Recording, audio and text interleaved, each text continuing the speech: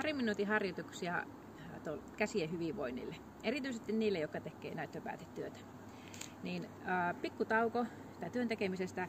Ota vaikka työpöydästä kiinni tai työtuolista ja muutaman kerran pukkaat itseäsi sinne suorille käsille ihan sen takia, että saa vähän sinne niin kuin verenkiertoa aktivoitua sinne käsiin.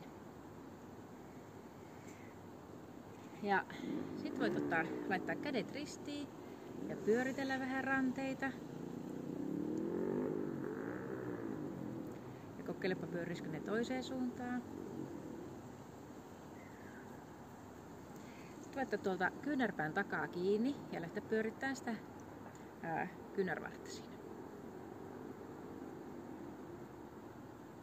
Ja sitäkin voi kokeilla toiseen suuntaan.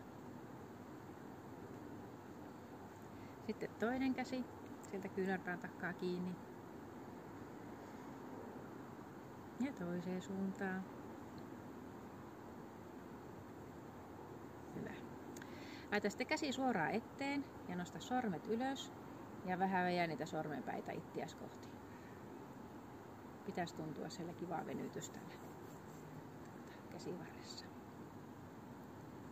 Ja sen verran kun tuntuu hyvältä.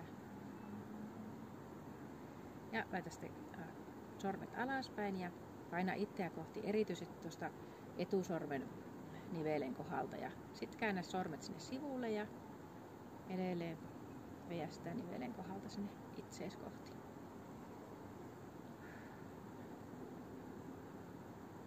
Hyvä.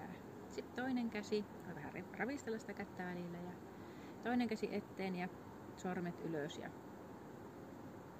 vedetään niitä sormia itseä kohti.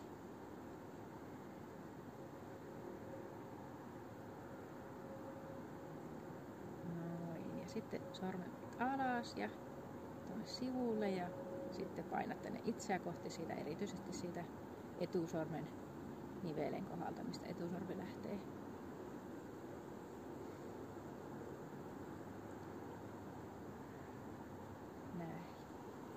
Näin. Ja sitten voi vähän ravistella käsiä.